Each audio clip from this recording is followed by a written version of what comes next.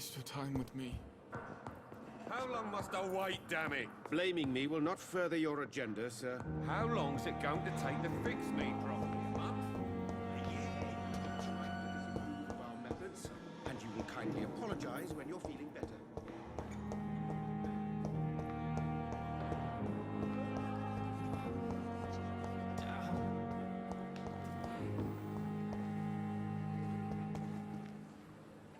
Perhaps I should reconsider the offer from that captain.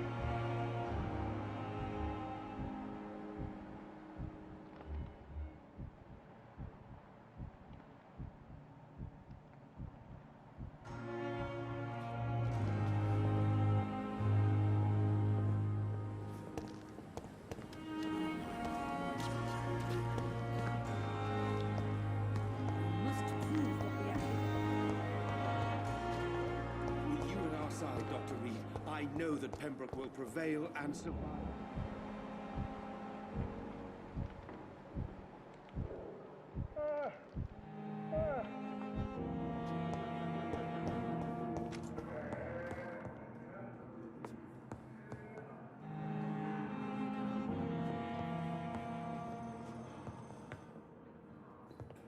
But in the circumstances, I'm willing to waste your give the time with benefit of me. the doubt.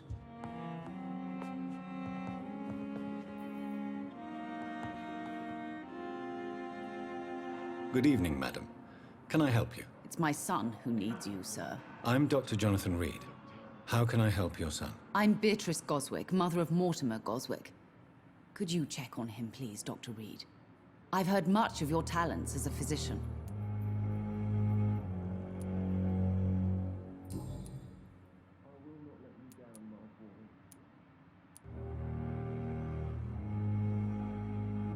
What can you tell me about yourself, Mrs. Goswick? Not much to say. I'm all right. Just take care of my Mortimer and I'll cover all the expenses. That's all that matters.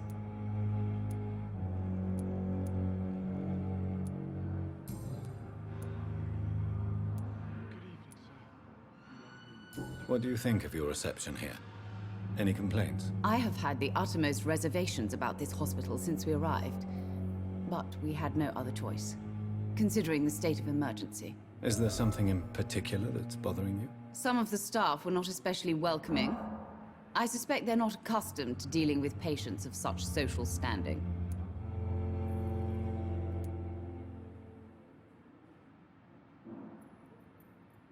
Tell me more about your arrival at the Pembroke Hospital. What gave you such a bad first impression? The ambulance driver was quite rude, for a start. And that nurse, Miss Hawkins, seems to have quite a dubious attitude. What do you mean? She managed to secure a bed for my son despite the epidemic. It was a relief, but it wasn't cheap. Good evening, sir.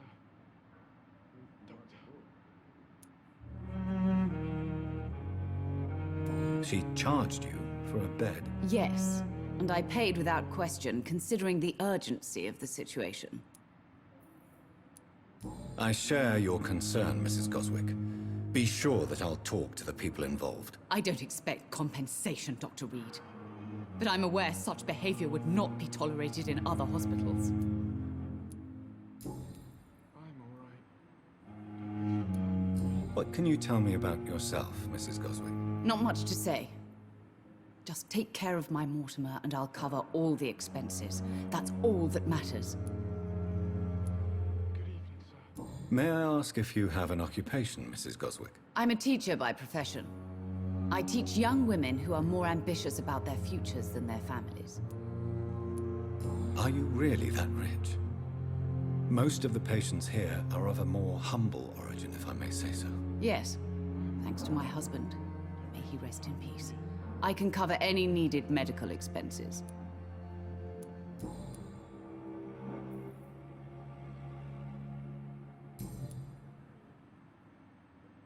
Good evening, sir. Goodbye, Mrs. Goswick.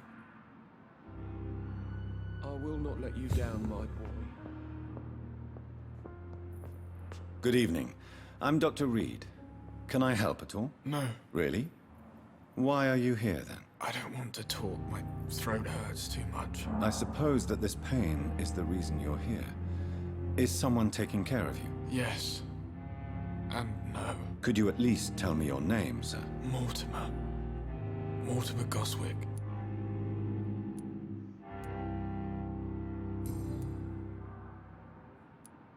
Tell me about yourself, Mr. Goswick. I don't want to talk, Doctor.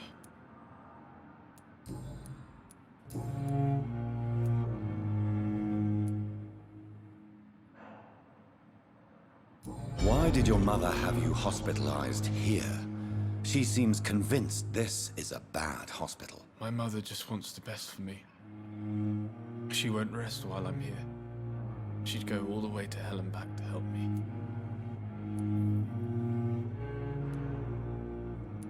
Is your mother bothering you? As your doctor, I can ask her to leave you alone if you would prefer. That's tempting, Doctor. But you have no idea what my mother is capable of. She would tie herself to my bed if you asked her to leave. Pembroke Hospital may look unorthodox, but rest assured, you're in good hands here. It's not me you have to convince, Dr. Reed. It's my mother. How painful is your throat, Mr. Goswick? So painful I'd rather not talk at all, Doctor.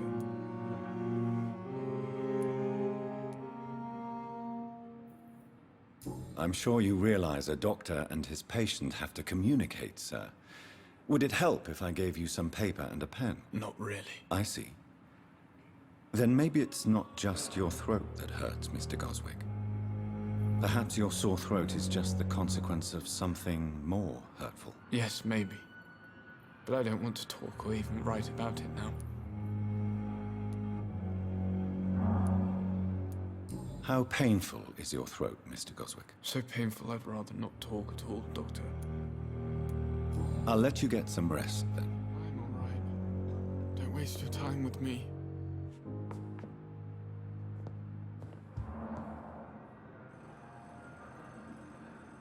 I will not let you down, my boy.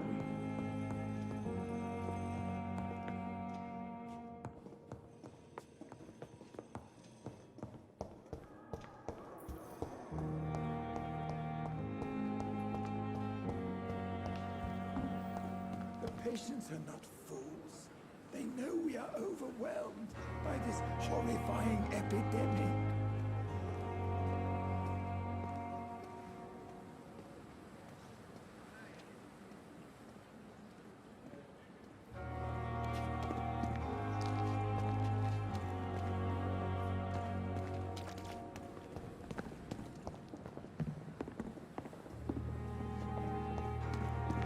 I thought last summer's epidemic was different.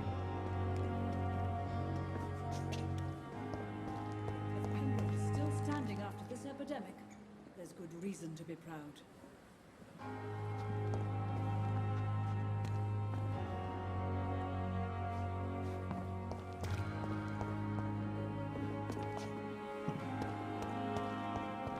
This is supposed to be an hospital. A pigsty would smell better.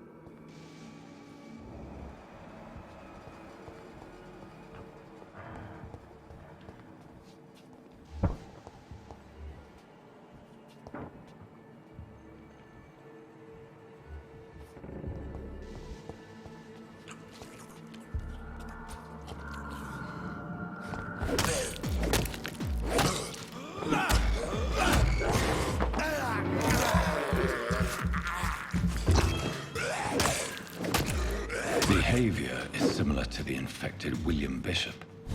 Must be the same strain. This sickness moves faster than influenza.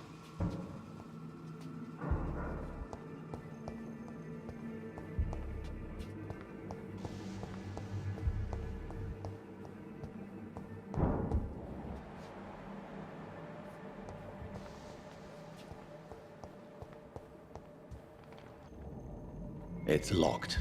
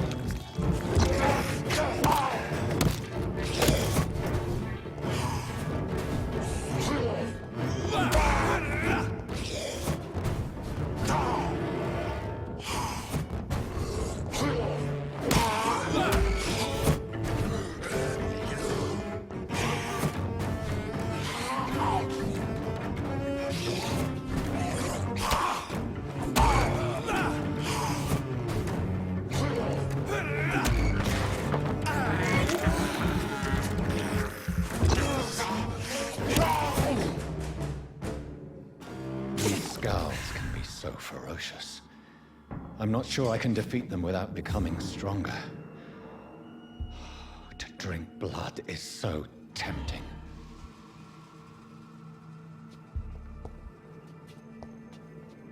Sodium hypochlorite. Dangerous to administer, but efficient in the proper dosage.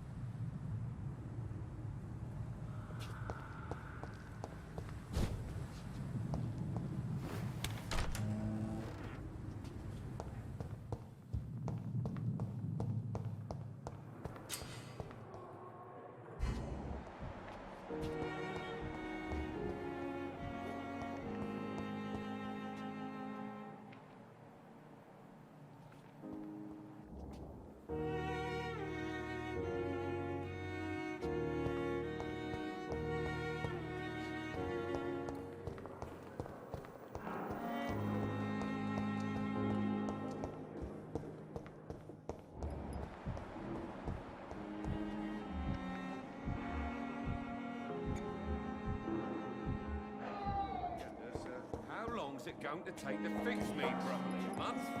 A year! You have the right to disapprove of our methods, and you will kindly apologize when you're feeling better.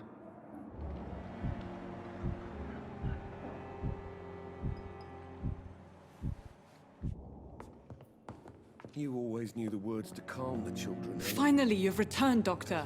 Did you find anything of value? Yes, nurse. You've worked your first miracle, Doctor. Now, this patient here needs immediate treatment. Duty calls. When the storm has passed, I'll show you how to mix the remedy yourself with the same basic ingredients. Many thanks, Doctor.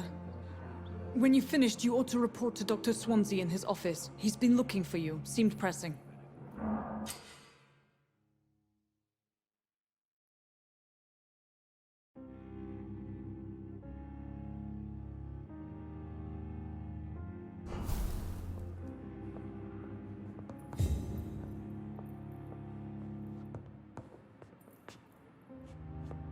Good evening, sir. Doctor. Good evening, Mr. Goswick. How are you? I'm okay.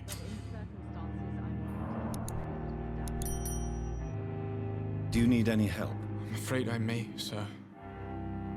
I don't mean to be a burden. You are not a burden, sir. Healing you is my responsibility. And you have my gratitude for that.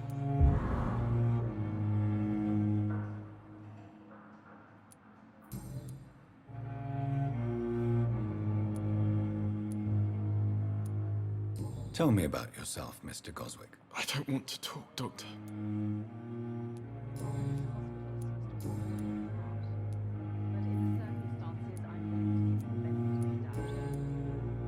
I have to go now, sir. But don't hesitate to contact me if you need any help. Good evening, sir. Doctor.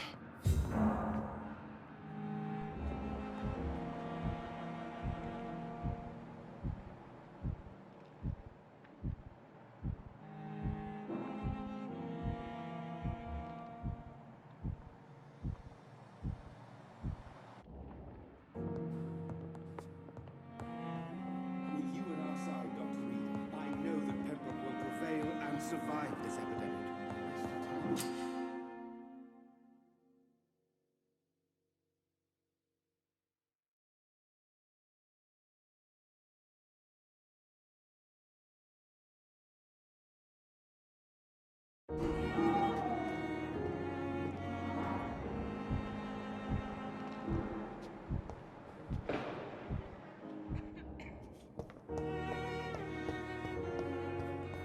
I have wasted too much energy for so little result.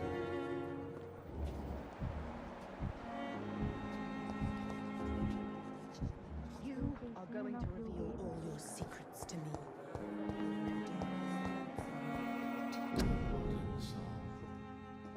They belong to you now.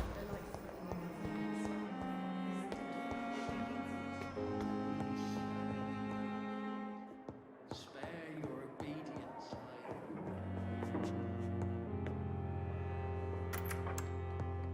Please, Jonathan, come in. Fascinating, is it not? In the last decade, so many mysteries have been brought to light with our microscopes. The human body, biology's penultimate frontier. The more we explore its boundaries, the less we're able to trace a clear line between life and death. You, my friend, have a foot in both countries. The view must be vertiginous. It's at least as vertiginous as chatting about vampires with you, I would say. This must be all so new to you. This area of town, the hospital, a brand new life. How stimulating it must be. I wish I could share your enthusiasm, Dr. Swansea, but my condition defies scientific categorization. Undead? Unalive? Immortality defies logic. I cannot express my thrill at this serendipitous turn of events. The world's most eminent specialist in blood transfusions, a vampire. One might say a gift from heaven.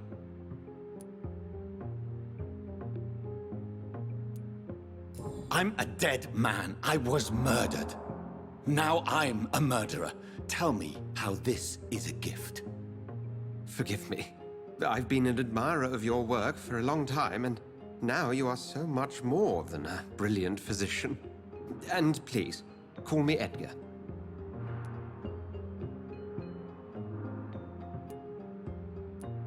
There is no need to apologize, Edgar. You offered me sanctuary when I had none. very well. I have a task for you, Jonathan.